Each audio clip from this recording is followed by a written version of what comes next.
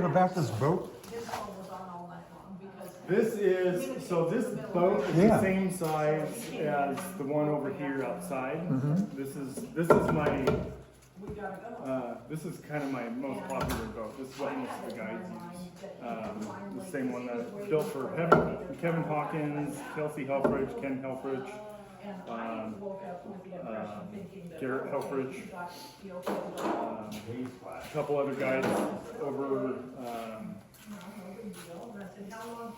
Idaho, Montana. Yeah. They all have these boats. A couple people up in Washington. I've probably built more of these than any other boat. How many do you think? Maybe? Of these here, I've built at least 50 of these. Really? Yeah. Where I've built, I think four of the 1752s, which I thought would have been a more popular boat, but it's not.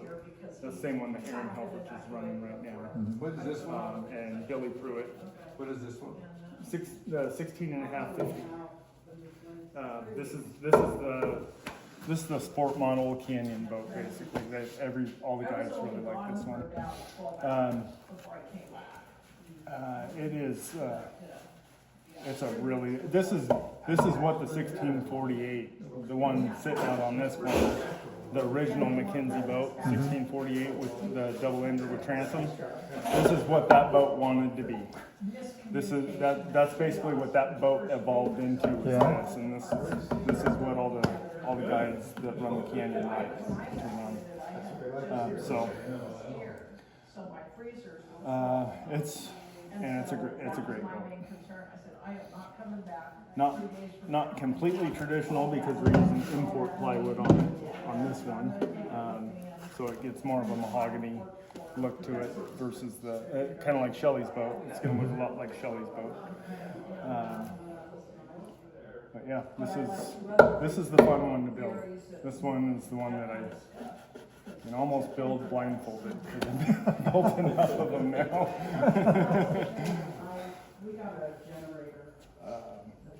Yeah, three guys up in Washington that I can remember,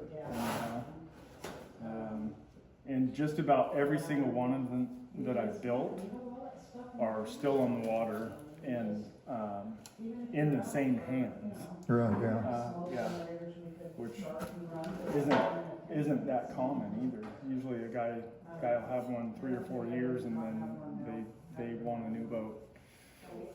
And have a brand new one built, but they hold up really, really well. And yeah, the one I built for Kelsey was 6 years ago, and she's still running it and still looks beautiful. Did one for Garrett 5 years ago, and I think he'll have it here for the Masters. He's coming down for the Masters this year and guiding with us, so you'll probably see his that he's running. See Kevin Hawkins, he'll have his here. His is the oldest one. So Kevin was the one that got me to build this boat. I had never built that size before, and so he gave me kind of the outline of what he wanted, and I built it, and ever since then, this is the boat that where my business really took off. This is where everybody started going crazy and wanting a Hayes boat. So Kevin did me a big favor by having me design this boat. And now he's, I don't know if you've seen any of Kevin or Kelsey's posts about the new boat that I did for Kevin over in Montana. No. It's a real low-sided, Really? yeah, low-sided Montana skiff. The bottom on it is 10 inches wider than this boat here. Really? So it's really low-sided, a lot wider, and open design, and he's running that over in Montana now for the first year. I built it for him last year, and he just got it on the water this year. And he said it's his favorite boat ever. And people in Montana are starting to really go crazy. Really? I've already had 3 phone calls from people in Montana saying they want one. So Kevin is, he's helping me out. Yeah, Kevin's got a really good head on his shoulders, really good brain, innovator. He's got some good ideas. A lot of woodworking, a lot of All carpentry right. in there. So which one of you guys is Helfrich? This is no right here. So I'm Ken Engelman. How are you? Where are you from? What's your first name? Joe, and I'm from Salt Lake City, Utah. The Helfrich clan directly related to is basically in Titusville, Pennsylvania. Oh, really? Yeah. Yeah. Home of the first oil well. Colonel Drake. That's what the, yeah, sure. Yeah, they were employees or played an active role while all that was going on. So, and how do you pronounce your name? Engelman. Engelman, Yeah. like the spruce tree? Mm-hmm. Okay. Yep. Yep. How We, do you- we were in potatoes back in Connecticut, Okay. in Maine. Commercially? Yeah, Okay. Engelman brothers. My dad and his brother. Like I would never have thought about So, bringing my birth certificate, why boat building? taking your Do passport. you have any? What's your experience been? I inherited one. Yeah. We're, hopefully there's gonna be enough people around here that shelter us that we can get it dialed in. We're somewhere between Woody Yeah. and I wanna say Caruso. Does that ring a bell? Those two guys? Yeah. Okay, yeah, that's where we've got it right now. And a friend of mine did his master's in Corvallis. This was 35 years ago. Long story short, we drove up there to Salt Lake, picked the boat up, and brought it back. It was a homemade trailer, lots of bins. And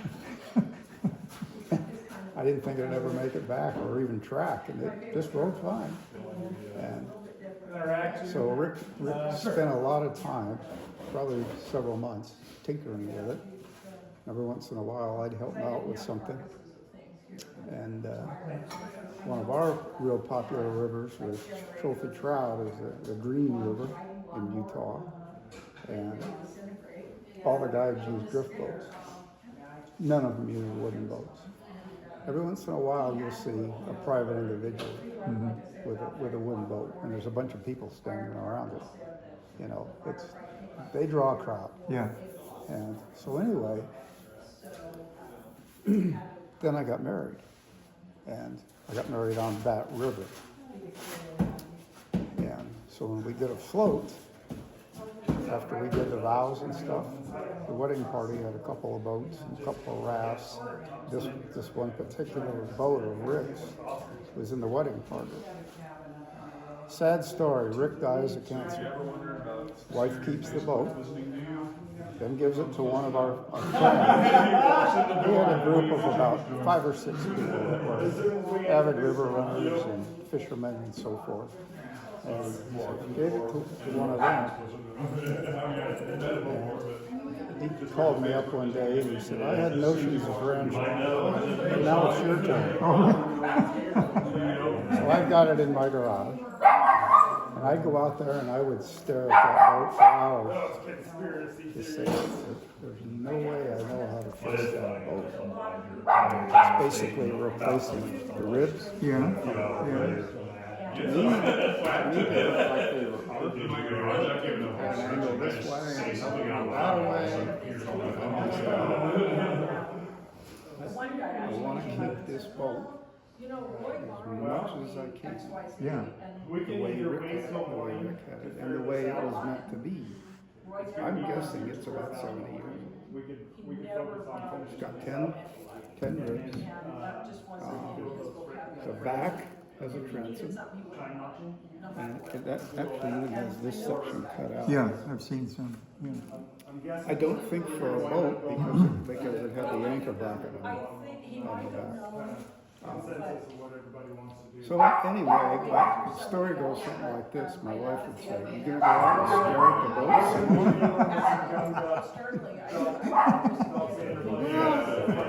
boat? She goes, you're gonna figure it out? I said, I can get these out, It could fare out. but God only knows what's gonna happen Yeah. in the process. Yeah. They nailed them in, nails. Maybe an hour or in so. there. So that's another challenge, if you will. Because some of the guys are saying, you know that little oscillating tool? And I said, yeah, I've got one of those. It's great for staples and nails and whatnot to just cut them off. Now, gotta get them out. Sure. Yeah, yeah. It's easier to pry that away from the nail than cut it out.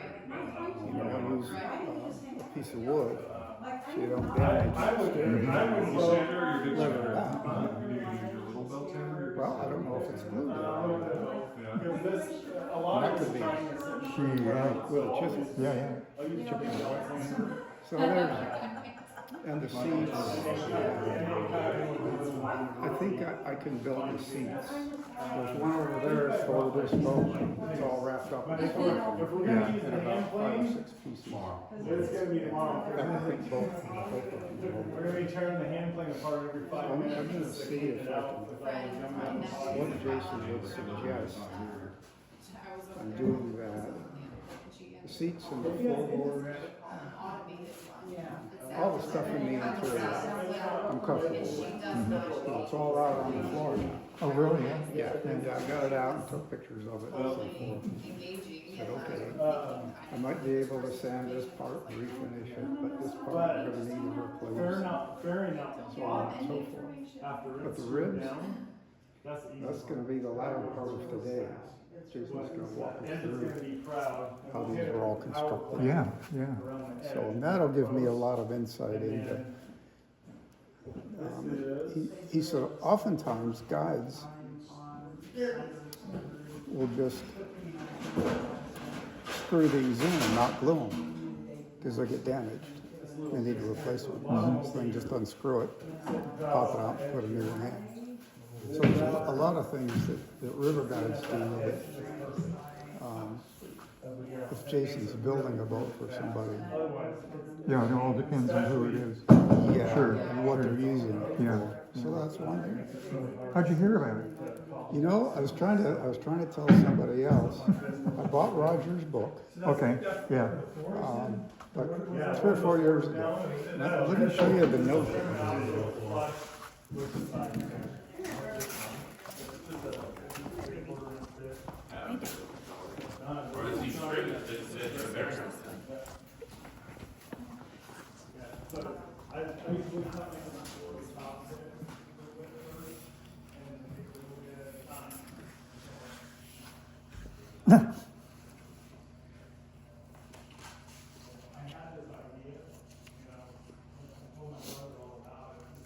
Okay. And I didn't even see this Oh, really? until about 2 years later. It was just, What a surprise. it was in there, I think, with the invoice Oh, or man. something like that, and,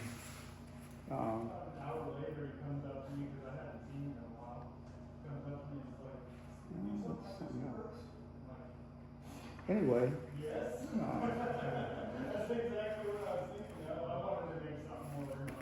I bought this book before I inherited the drift boat. No kidding. Yeah, and it just had a lot of magic, and I don't know if it was a Rogers book, or if it was just online. I saw that class, and I just thought, I'm putting that on my bucket list for Yeah. when I retire.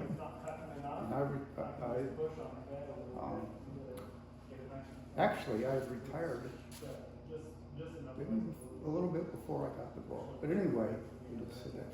I would really love to do that someday.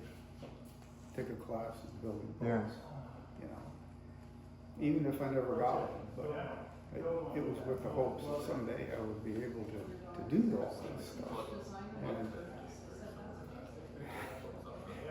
as we're going through class, you know, I continually whispered in one of the guys' ears and said, "Can you do this alone?" There's a lot of things that not only take 3 hands, but 6 or 7. Sure, sure. Type deal. So, Unless you're Jason. so anyway, to answer your question, Yeah, yeah. I don't know that it's in the book. there may have been a website about it, but I remember reading it several years ago and saying, okay, go to this class, it's about $800 and some dollars. It's a 5-day class. At the end, you put your name in the hat, and you can, if you win, you can buy them for the cost Sure. of materials. So, and I remembered all that. So then I thought, I want to take the class. So I talked it over with my wife and said, yeah, let's do it. She kind of even wanted to take it too, but she's still working. We may have a return trip. Yeah. My son, There have been people that have come back for sure. have they? Oh, yeah. My son is just, I send pictures home every day.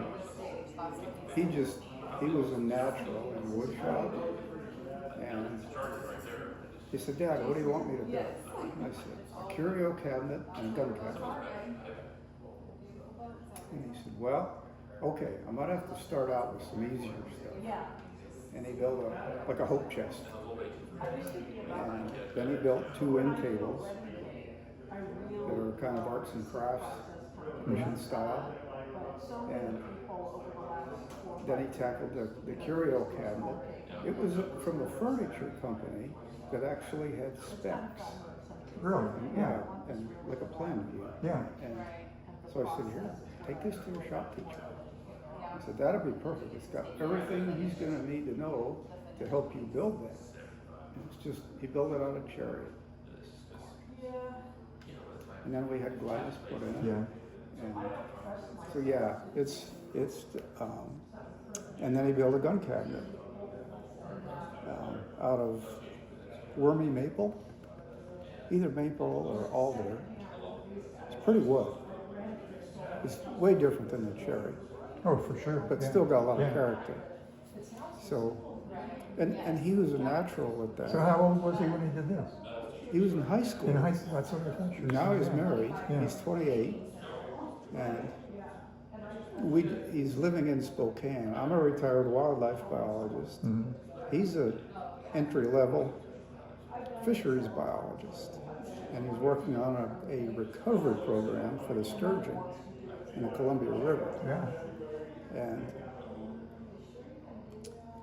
he just absolutely loves it. But he's got a passion for working with wood. And I send him pictures, and he goes, Dad, I so want to be there. Yeah. Drive him crazy. So I had a weak moment last night when I was reading, and I got on the phone and I said, maybe next year. So it would be fun.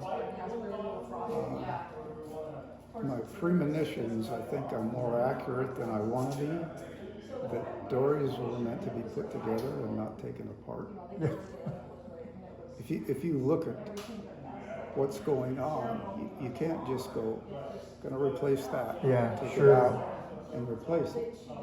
You know, it's like a house project. It starts at the backyard fence before you're done, and ends up at the mailbox. You know how that goes. Yeah, yeah. You know, you start to fix the fence, you run into a gas line. Well, I need to reroute that. And what about the sprinklers and electrical? And it's going to go underneath the porch. And you know, it's just endless. Yeah. How the domino effect of starting a project and what else it affects. And I'm really getting the idea, and Jason pretty much confirmed it, that it's much, much easier to build a door than to restore it. Yeah. So, but I'm kind of stubborn, and I'm retired. And I'm saying, you know, I know I already completely realize that what we're doing in a day, any one of us individual might take 3 weeks. Oh, sure. You know, you got to be honest with yourself. That's the biggest first step. You know, and once you get to that point, then you're pretty much home free. Mm-hmm. If you just say, I'm going to spend 3 weeks on it, and then if I haven't had much progress, I'll give it a rest Sure. and then come back. So that's why I'm here. Good. Because my wife got tired of me going out there and staring at that boat. But it's a classic, and it fits with the history And it fits out here with the Helfrich clan. Oh, yeah. You know, there's a lot of karma in that boat. And like our wedding and helping my friend. He was underneath it and I was on top and we put a skid shoe on it.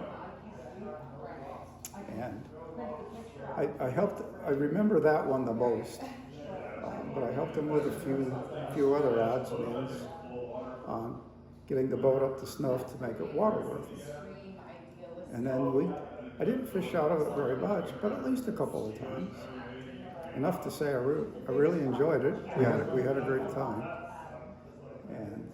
And then he took it on the wedding and so forth. So it was meant to be, and things just, you know, I just said, I want to do that, and here I am. Oh, good. It all came together, so thanks for asking. Yeah, yeah. Well, I gotta get back on the road. I'm out delivering papers